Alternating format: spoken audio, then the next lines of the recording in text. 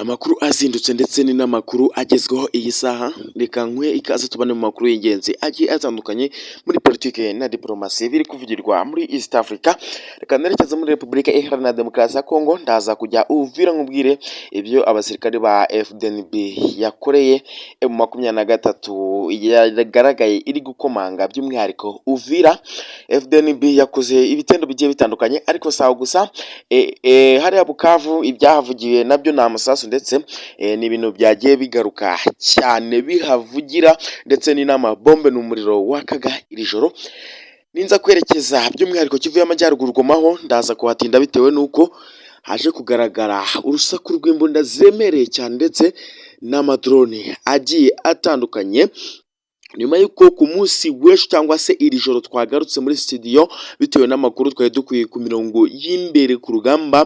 Ibyo byose ndaje tubigarukeho, muze duhurire hamwe muri politiki na diplomasi. Nimba ari ubwa mbere ugeze ku Ntebe TV, ndakwitsa ukanda subscribe, ugafungura inzogera, ugakanda like, warangiza ugakora icyo bita share, kugira ngo ibiganiro n'amakuru tubahereza bijye bibageraho 5 kuri 5. Ariko by'umwihariko kambanze nshimire wowe wamaze ko kanda subscribe ndetse wamaze no kubikora, uri w'agaciro ndetse uri no mahirwe kuri twebwe.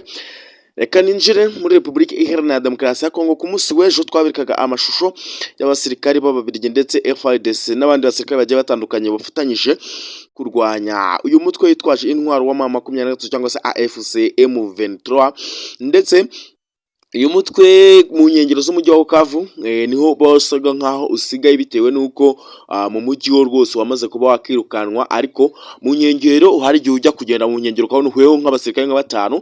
Ku munsi w'ejo hari abasirikari bagera kuri 5 birukankanwe n'ingabo za FARDC ndetse zifatanyije n'Ababiligi. Ndagira ngo amashusho mwarayabonye, video irahari mwarazibonye, ni video twari turi live, twari twibereyeyo. Izi ngabo cyangwa se izinyeshyamba zasaga zari 5 amasasu yazishiranye, ndetse zasaga nkaho zari zabuze aho zijya cyangwa aho zireka, ndetse zaje kwirukankanwa. Amashusho mwarayabonye, twarabakurikiye kugeza tubaberetse neza, ndetse biri kuvuga yuko noneho mu mujyi wa Bukavu noneho no mu nkengero turaza gutembera mu duce tumwe na tumwe tugiye dutandukanye, ariko turaza gutembera nyuma ya igicamunsi, nyuma ya saa sita nibwo tuza gutembera ngo tubereke noneho by'umwihariko Bukavu yose, tubereke ko inyeshyamba zamaze kuba zirukanwamo ndetse byazo byarangiye, ndetse amahirwe menshi ahari nuko FARDC cyangwa se abarwana ku ruhande rwa leta y'Kinshasa nta kabuza urugamba rwo bamaze kuba barusoza, bitewe n'uko uduce 10 bamaze kwigarurira mu minsi mikeya. Navuga ko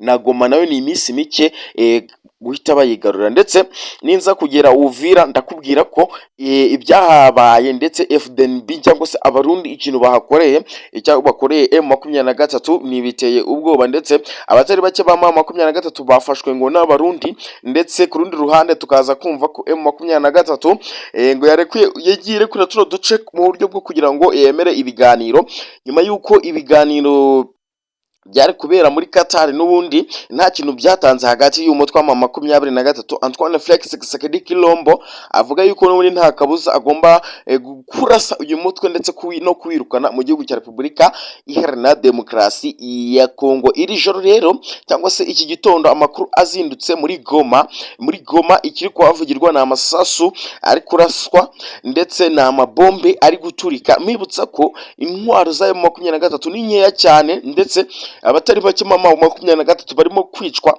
ndetse no muri Goma izi ngabo za FARDC ziraza kuba zihigarurira, bitewe n'uko intwaro zamaze kuba zigabanyuka. Nta ndege n'imwe M23 isigaranye ku mirongo y'urugamba, bitewe n'uko iyo yari isigaranye yamaze kuba yaraswa, ndetse abasirikari bamwe mu b'ingenzi navuga ko bagiye bungirije bamwe rwose ku munsi w'ejo bamaze kuba bacakirwa n'ingabo za FARDC cyangwa se kubarwana ku ruhande rwa leta y'Kinshasa, ndetse biri kuvuga yuko ubu ngubu M23 itagiteye ubwoba muri Repubulika Iharanira Demokarasi ya Kongo. Ariko sinibagirwa ku magambo M23 ku munsi w'ejo yatangaje ivuga yuko igiye kuba yakora icyo bita comeback, ndetse ivuga yuko leta y'Kinshasa igomba kuryamira amajanja mu duce tumwe na tumwe yamaze kugenda yigarurira. Ibyo ngibyo navuga ko ari iterabwoba bitewe nuko yambuwe ubu buce mu gihe gitoya cyane. Ndetse kangushimire nkwa ikaze nimba ari ubwa mbere ugeze kuri miyoboro, ndakuza gukanda subscribe cyangwa se icyo bita sabone